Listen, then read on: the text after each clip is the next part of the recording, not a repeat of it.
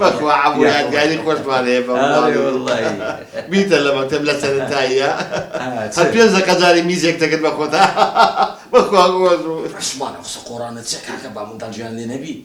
واني يعني وانا بو رحمن ودي اني بخور ياخذ باسكم نوك كي باسكم نوك كمان هو شي ما صدق يقول عثمان مزنو شي بخو شعبة ايران كرت صفت كراول كرت ها وشي ما صدق الشرع ذاكر قلت كرم نفسه ما صبوتي وتقينا وبكرم قلت ما مصطا او عثمان شعبة سوينانا ذاك اخر ابو عيبه استاذ استتوبو وياد قال يجري تبي بالله بي يا عثمان تش عيبه باسي هرامي من ذاك باسي ميزم كي مش باسي شريته ذاك دنابه نعده تواس لو احنا بينا والله باب ما نقرأ بياوش كتلنا السريع. أنا والله لو هاري برسيبي. كنا بس راوس. أها تزاني استكين. زين. أما نأكل مو بياوي ناقري. خد تركي زهند ميلو دادني. تسبكين. شو اللي بقولي؟ نا ولا عيبة. تزاني استكين. أما نتسم باب ما بندكم. أتوش بخود تزاني ما شاء الله ودم تساوا. بدرس كأخذ توركا. خد زوكا. تو خد توركا. تسكني. بيتر سينا. قوتي ما يبيش. ما تبا. عفوا ايه وانا استباب ما ترشق ما عندك تو باشا تو ركوتين دير ولا يا اخو بخير بيسات يا اخو بخير ما قربان تشاو كم بابا دريان أبا تستانوا لنا دفر تسمعوا لي دني والله بابا حز لي ها تشريبكم لنا وش شوات عندو لنا اذا انا شي تشريب مالو لي دني كرم انتو جارك تشريبك لنا وعلى دو شاطر سو تشريب صحالي تصير بابا وريش انت ماما سيش بابنا دهستو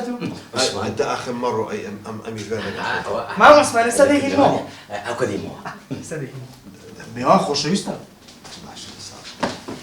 لو ساعتيرا هيك بوها لو ساعتيرا عبوها تسمو امرك الا بس بخواهي بقول عليه زمنا قلبوا لكن يوسف كيف تمايز سريد عبوها هات بيني باك بقول ما زال كذا بخواهي سلا بن سري بخواهي عبوها ابو فريانكو كرة ابو انا باوك سيو كرة قلت موسيقى بدستي وتي ما نبو كرة تيجي هسا بدري كرة هسا هاي زاني كرة كمان شيء ياكلوا خير ممكن كنا عثمان بقرآن نازم نلير داعش النبي ما تنيش البون قال خوش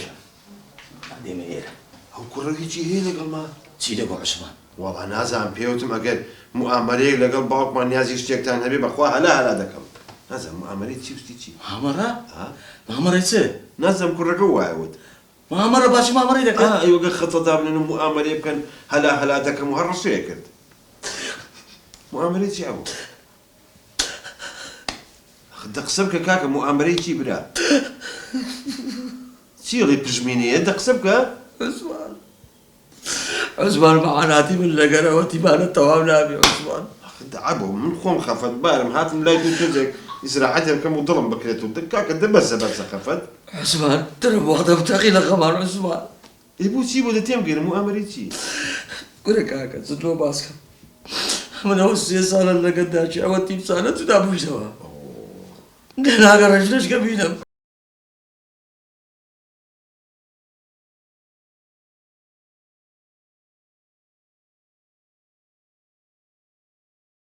يعني تو خزانة جابونته من على كان نايل نجن بينيت نايل كاكا نايل تو كنا كان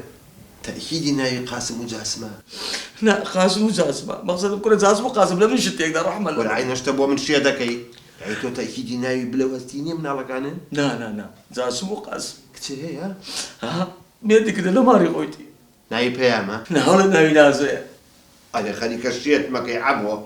نقدر تخوا هل تبان يك معاناة ما نيجي هوال كو يعني من بودر دواء أنا من على كان نار مجن بين موا براسيتا بخوا أول جياني بيتين تخوا كوري كاكا ما كارو قوتني أتوك ما ما قوما يا عثمان بخوا من خليك كرب عشاشتو عثمان أمن وقتك كربم أخدنا حشر تبوا ما ذي حزدك ما بخوبلي والعازل اللي يقدر يكرتر بوي لو تبكي كاك أوه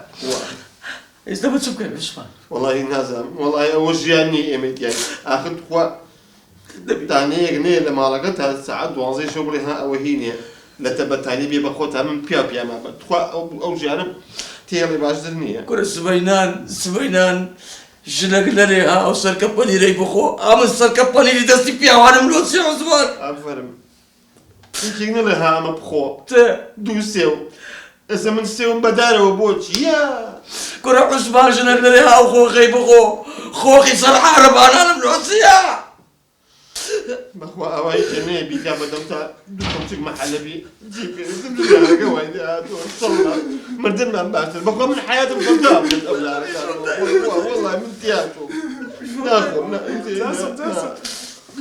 واش مشيش بخو بلا وش يعني عبو والله يعني بس هذا بس تياتاني سيو هستا كره برودري هستا برودري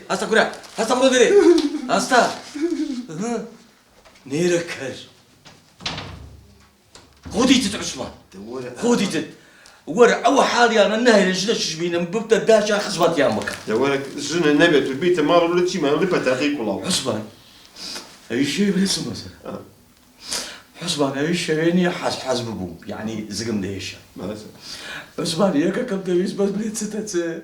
كذب عثمان واي قلت لخو بيكسي واي لخو بيكسي عمو واي لخو دربة دمك بالقوم وعظم طواوني تقوى بينا أغبي جني بس تجيب كين بس عايزك كاكا دلي برا لبش برا بمقر قزالة لا يخوي خطية دانين دي ها؟ يعني انتو زي بير بزي خيراك توزي عثمان أنا عزلة لا والله من هالقرب بالقوة عثمان ورقتنيا أو دو كري من إقناعك قناعتيان في بينا أمر جني بينم تو جنا شدينم وعد الأيم قناعت بهردو شيء أنا كم بس توجه بيجني بو من بيني خابين غير نجن بوتو بين بو من ينيم هين يعني يكون ناوتي عثمان كاكا حاشا تشيهيني أتوهيني نعم والله أتو لي قريبا أمن جنا شبينم تيذا أوانا بقانا قناعات بلين إيه بوتساوانا أوام تراشي بيقاش ذاك اللونين أو قصي شربي بتراش مفريدة ما بنكر أو قصي دايني بوخم أكم من هلا كان بو نكر دي بمية وقناعتي أن نكر من عثمان كرة عثمان قربان ده أي شيء بكي حمو زاري لوي راور حمو حفتين فرق كباب كوري نبى ساقر من كبابنا بقربان من ناوسيخو من دانا بخويات قاعد يخوش عنها أي قلمت زينة مكتب عثمان باسي قلم زيني ما كرش كل بخوشي باسن عثمان خو من دزانم زود بوتم أبو بس أتو خوايا تاريخي من بازمك نعم كل هاد بيني خومانا باوني ددي مسألة قال بيني وبينك صدرنا تسي بقاتا أو ما ليدا تسينو داخ وازيب لنا وقلم دزوا بابا كود نعم شلون باسية كان أدي كاكو باشا أو زبا كرة كان بينم إقناع يامك دي ها يعني توزي خيرات إيه دي جاسم قاسم دي أما أقصد مرزوم كرم